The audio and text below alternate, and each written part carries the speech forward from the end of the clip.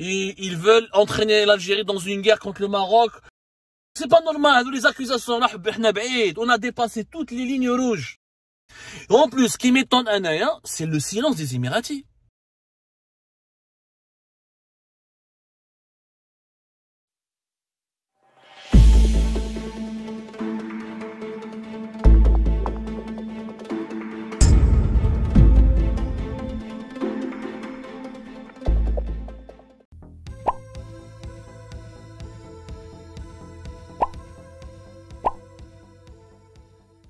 Alors, hier, bon, je vais pas m'attarder, il y a un bon côté, il y a le bon côté ou l'aspect positif de cette rencontre entre Louisa Hanoun et Abdelmajid Tebboune, nous allons l'aborder dans une autre émission.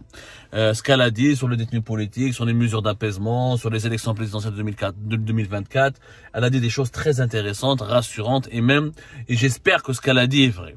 Mais moi, ce qui m'a choqué, je pense que beaucoup d'entre vous ont été choqués, interpellés, intrigués, épatés, impressionnés par ce que Louisa Hanoun a déclaré sur les Émirats Arabes Unis. Sur ce pays, encore une fois, diabolisé, noirci, accusé de tous les maux, vilipendé. Et Louisa Hanoun est parti encore plus loin.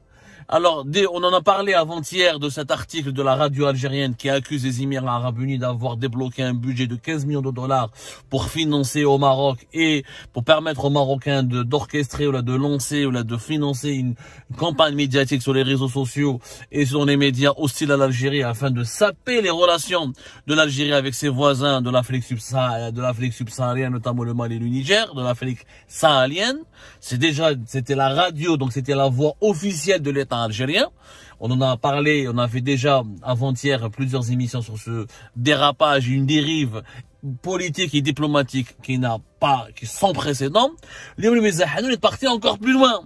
Alors Louisa Hanoun, elle prétend qu'elle a parlé avec Abdelmajid Tebboune sur le sujet des relations avec les Émirats et qu'Abdelmajid Tebboune lui a confirmé, c'est ses propos, c'est ce qu'elle a dit elle-même dans sa conférence de presse, que le président de la République, le chef de l'État, le président algérien est au courant des manigances, des manipulations et des magouilles et des complots orchestrés auxquels se livrent les Émirats Arabes Unis.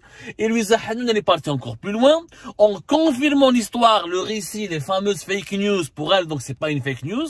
Fin juin 2023, où Nahar avait rapporté que les services de sécurité en Algérie auraient arrêté ou interpellé 4 espions qui travaillent avec l'ambassade des Émirats Arabes Unis à Alger et que cela avait provoqué l'expulsion de l'ambassadeur émiraté à Alger, démenti officiel à l'époque du ministère algérien des Affaires étrangères, qui a démenti catégoriquement cette information et qui avait tenu à préciser dans un communiqué l'attachement de l'Algérie aux bonnes relations fraternelles et bilatérales avec les Émirats Arabes Unis. Louisa Hanoun, maintenant, elle nous sort une autre information. Quand la conférence de presse Billy, non, ils étaient plus que 4 espions et elle était certaine de cette information et elle a dit qu'il y avait beaucoup d'espions émiratis, que les Émiratis utilisent des investissements économiques et des participations financières en Algérie pour placer des espions au sein des institutions les plus sensibles et les plus délicates de l'Algérie. C'est des accusations extrêmement graves. On parle d'une femme politique qui a dirigé ou qui dirige encore, même de façon honorifique et pas de façon opérationnelle. Elle reste la leader emblématique du Parti des travailleurs algériens, l'un des partis politiques qui a marqué la vie politique algérienne durant ces 30 voire 40 dernières années, plus que 30 ans, candidate aux élections présidentielles à maintes reprises, poids lourd de la vie politique en Algérie, une femme qui a ses connexions, qui a sa proximité, qui a ses contacts permanents et réguliers au sein du régime algérien et qui vient d'être accueillie à bras ouverts lors d'une audience officielle qui lui a été accordée par le président de la République et qui cite elle-même et qui confirme qu'Abdelmajid Tebboune est tout courant et donc qui confirme qu'il y a des magouilles, des complots et des manœuvres hostiles très dangereuses de la part des Émirats Arabes Unis contre l'Algérie. Si après ça, l'Algérie ne va pas rompre ses relations avec les Émirats Arabes Unis, c'est que l'État algérien n'a plus de dignité, n'a plus de crédibilité. C'est ce que dit Louisa Hanoun est vrai. Qu'est-ce qu'on attend pour rompre les relations diplomatiques avec les Émirats? Pourquoi l'ambassadeur d'Algérie est à Abu Dhabi? Que fait l'ambassadeur émirati à Alger? Parce que Louisa Hanoun ne me fait qui relève de la psychiatrie. Quand ils font de l'espionnage, ils veulent entraîner l'Algérie dans une guerre contre le Maroc. Ils veulent, c'est eux qui financent et qui appuient le déploiement de lobbies israéliens en Libye, en Tunisie, en Mauritanie.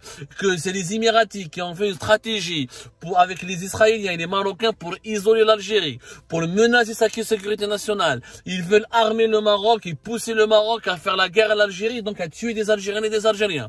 On parle d'espionnage, d'atteinte à la sécurité nationale, d'atteinte à l'intégrité territoriale, de menaces directes contre les intérêts économiques du pays. Même pas de la conférence de presse, non. Moi, je demande pas la rupture des relations diplomatiques, mais je demande la fin des investissements émiratis. Il y a Anas El Anoublis, il y a Madame Louisa, il y a Madame Hannoun. Il y a Madame Louisa, un pays qui t'espionne, un pays qui te menace, un pays qui veut entraîner tes voisins dans une guerre contre toi, un pays qui veut t'isoler, qui veut te cerner, un pays à qui on reproche tous les maux de la terre en ce moment. On ne peut pas avoir des relations diplomatiques avec lui. Il faut être cohérent, il faut être crédible. Le fait que l'Algérie entretient encore des relations diplomatiques avec les Émirats est en soi un discrédit et une incohérence et une attitude totalement irrationnelle. C'est schizophrène. Soyons sérieux. Plus qu'on a des, parce que c'est Louisa Hanoun qui le dit encore, la radio l'a dit, la presse algérienne l'a dit, maintenant c'est Louisa Hanoun qui a rencontré encore une fois le chef de l'État et qui a affirmé et qui a raconté qu'elle a abordé ce sujet avec le chef de l'État, qui lui a donné son approbation de la lecture qu'elle donne des événements avec les Émirats Arabes Unis et des informations qu'elle révèle sur le rôle malsain, dangereux, hostile, extrêmement grave, extrêmement dangereux des Émirats Arabes Unis contre la stabilité de l'Algérie, sa sécurité et sa sécurité régionale et nationale. Dans ce cas-là, elle a affirmé, attendez, j'ai oublié le point, la conférence de presse, les services secrets algériens, les services de sécurité ont des preuves. Et qu'il y a plusieurs espions qui ont été identifiés ou l'a arrêté. Pour moins que ça, il y a eu des guerres. Pour moins que ça, il y a eu des ruptures de relations diplomatiques. Pour moins que ça, il y a eu des crises politiques. Alors, pourquoi les autorités algériennes gardent l'ambassadeur émiraté à Alger? Pourquoi dans les communications officielles, il y a des correspondances gentilles, amicales, fraternelles. Pourquoi Abdelmajid Tebboune a accueilli l'ambassadeur des Émirats à la fin du mois d'avril 2023? Pourquoi Imam Abdelrahman a été en 2021 aux Émirats? Et pourquoi les échanges se poursuivent?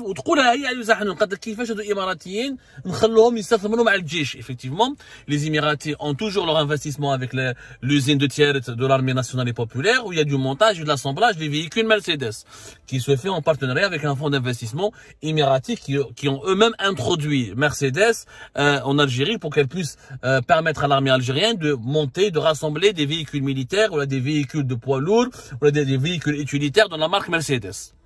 Mais bon sang, Fahmouna, pourquoi vous gardez vos relations avec les Émirats? Tout ça c'est du mensonge. C'est de la propagande. Et vous voulez intoxiquer la population algérienne. Et vous voulez détourner l'attention de la population algérienne sur les véritables problèmes socio-économiques et politiques qui font cruellement du mal à notre pays. Ou vous êtes faible, ou les dirigeants taouana sont faibles, n'ont pas de dignité, n'ont pas de courage, ils n'osent pas rompre les relations avec les Émirats. En plus, ce qui m'étonne, c'est le silence des Émiratis. Wallah, ma femme. L'ambassade des Émirats à Alger n'a pas réagi face à ces graves accusations. La radio étatique, quand même, c'est la voix officielle de l'État. Quand les Émiratis ne répondent pas aux shourour, les autorités émiraties ne veulent pas répondre aux shourour, al-khabar, c'est des médias privés, je peux comprendre. Mais attendez, la radio, c'est une radio publique. La chaîne 1, la chaîne 3, c'est la radio d'État. Le site internet de la radio algérienne, c'est le ministère de la Communication, c'est le gouvernement algérien. Louisa Hanoun, c'est pas shourour, c'est pas Nahar.